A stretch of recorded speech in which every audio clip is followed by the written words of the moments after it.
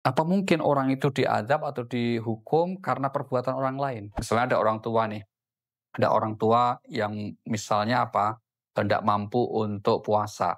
Kemudian kita bayarkan fidyahnya atau kita bayarkan puasanya, boleh. Allah tidak tersentuh oleh sifat lupa seperti manusia. Nah, jadi dua ayat ini tidak kontradiksi ya, tapi memang saling melengkapi. Ya memang orang tua yang zalim, orang tua yang tidak amanah, orang tua yang tidak adil terhadap anak-anaknya ada. Tiap orang yang bangun di sepertiga malam untuk berdoa kepada Allah, di saat itulah pengabulan doanya sangat dekat. Pertanyaan selanjutnya, saya pernah mendengar ada hadis yang mengatakan bahwa orang yang meninggal akan diazab karena tangisan keluarganya. Itu bagaimana penjelasannya, Pak? Apakah benar seperti itu? Iya, hadis ini sahih ya. Ada dalam riwayat Imam Muslim ya, di mana Rasulullah bersabda, "Innal mayyita liyu'adziba bibukai ahlihi alaih." Sesungguhnya mayit itu akan diazab dengan tangisan anggota keluarganya. Nah, apa maknanya ini? Apa mungkin orang itu diazab atau dihukum karena perbuatan orang lain? Kan gitu ya. Nah, kalau itu berarti bertentangan dengan ayat yang mengatakan wala taziru waziratun wizra ukhra. Nah, penjelasan para ulama, khususnya mensyarah hadis itu diantaranya apa? Di masa jahiliyah, orang-orang musyrik, orang-orang kafir Quraisy itu punya tradisi kebiasaan. Mereka itu ketika hidup, itu seringkali kalau usia sudah mulai lanjut, mati sudah dekat, mereka itu pesan, bahkan wasiat sungguh-sungguh. Pesannya apa? Tolong nanti ya, kalau aku mati jangan lupa kalian harus nangis yang kenceng. Oh, itu. Untuk menandakan dia orang hebat, disayangi oleh orang gitu loh. Maka disuruh nangisnya yang kenceng sampai gero-gero, mungkin sampai meraung-raung, meratap-ratap. Jadi itu diperintah diskenariokan. Nah, yang seperti itulah hadis tadi itu konteksnya begitu. Hadis tadi konteksnya itu mengecam sebetulnya orang yang melakukan hal seperti itu. Berarti ini bukan karena tangisan toh, tapi karena orang itu merintah orang untuk nangis. Nah, itulah yang kemudian sesungguhnya mayat akan diazab oleh tangisan keluarganya itu karena yang dipeseni, diwasiati seperti itu. Tapi kalau dalam tangisan yang wajar, yang normal, ya sebagai tangisan sayang, ya malah bagus. Masa keluarganya wafat kok malah senyum, malah dari salon lagi, ya itu ya nggak boleh. Ya Rasulullah pun ketika ditinggal oleh putra kesayangannya namanya Ibrahim 2 tahun wafat, beliau nangis. Sampai sahabat nanya, "Rasulullah Anda menangis?" "Iya, ini tangisan sayang, tangisan rahmat kepada anak." Wajar gitu ya. Jadi yang tadi itu perspektifnya hadisnya seperti itu. Oke, terima kasih. Pertanyaan selanjutnya, saya baca terjemahan surah An-Najm ayat 39 yang berbunyi bahwa manusia hanya memperoleh apa yang diusahakannya. Artinya usaha orang lain tidak diterima ya, Pak? Apakah ini berarti kita tidak bisa mengirim pahala untuk orang lain, terutama yang sudah meninggal, Pak? Mohon penjelasannya. Wa alaisa lil insani illa ma begitu bunyi ayatnya ya, di surah 53 An-Najm ayat yang ke-39. Dan seseorang hanya akan menerima apa yang dia usahanya. Ayat ini menegaskan prinsip, memang orang itu secara pasti akan memperoleh dari hasil usahanya. Tapi bukan berarti membatasi atau menutup untuk mendapatkan pemberian dari orang lain. Itu. Jangan disifati seperti itu. Buktinya apa? Buktinya kita di dalam syariat kita diajarkan, kalau ada yang meninggal, kita mendoakan. Sholat jenazah itu kan doa. Nah, kalau nggak berfungsi, nggak berpengaruh, kenapa kita disuruh? Kalau dalam setiap khutbah kita mendoakan, baik yang meninggal maupun yang masih hidup. Untuk apa? Memohonkan ampun. Allahumma ighfir lil mu'minin wal mu'minat wal muslimin wal muslimat al ahya'i minhum wal amwat. Demikian juga Rasulullah SAW membolehkan kita qadha puasa keluarga.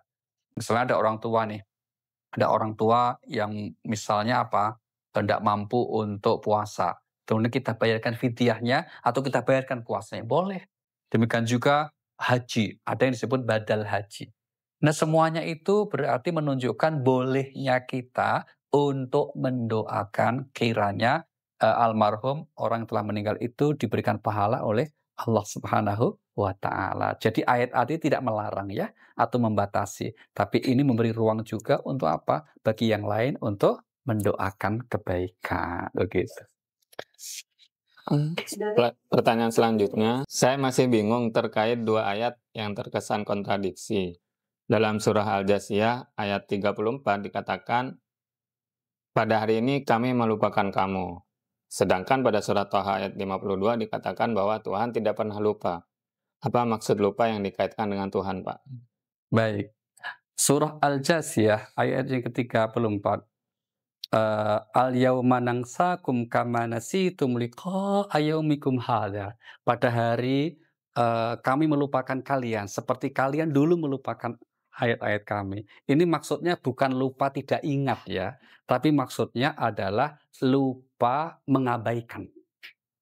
Ini lupa dalam arti metaforis, majaz, yaitu apa? Mengabaikan. Tidak tidak menggapai. Menggapai itu apa ya? Bukan, tidak meladeni lah. Itu lupa yang seperti itu.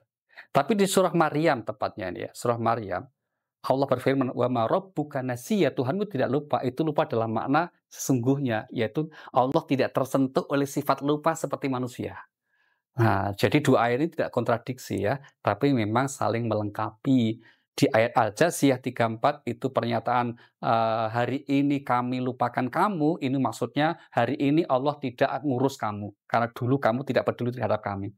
Nah, sedangkan wa ma rabbuka nasiya itu menggambarkan Tuhan tidak tersentuh oleh sifat lupa seperti manusia. Oke. Pertanyaan selanjutnya, saya sering mendengar istilah anak durhaka. Nah, apakah dalam Islam ada istilah orang tua durhaka? Orang Mohon tua penjelasan. durhaka tidak populer.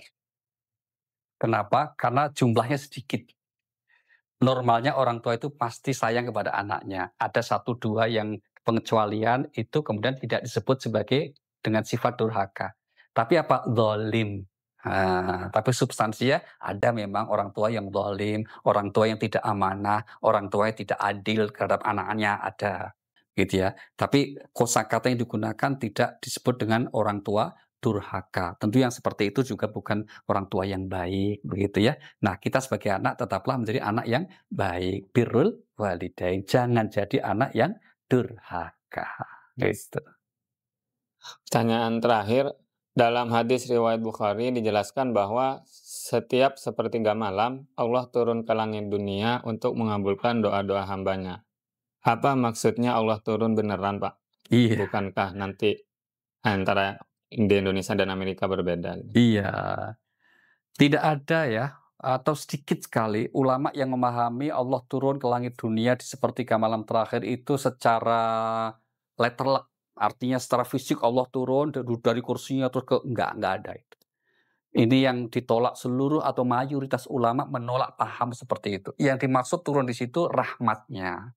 Ya, rahmat Allah selalu turun sehingga siapapun yang bangun di sepertiga malam terakhir untuk berdoa pasti akan dikabulkan oleh Allah Subhanahu wa taala. Yang kedua, ini sekaligus kalau kita memaknainya tidak dalam arti letterlek tapi dalam arti metafor, majas, maka mudah. Meskipun malam itu di tempat lain berbeda-beda, tapi yang dimaksud bukan turun fisik, ya kita bisa paham. Maka artinya apa? Setiap orang yang bangun di sepertiga malam untuk berdoa kepada Allah di saat itulah pengabulan doanya sangat dekat.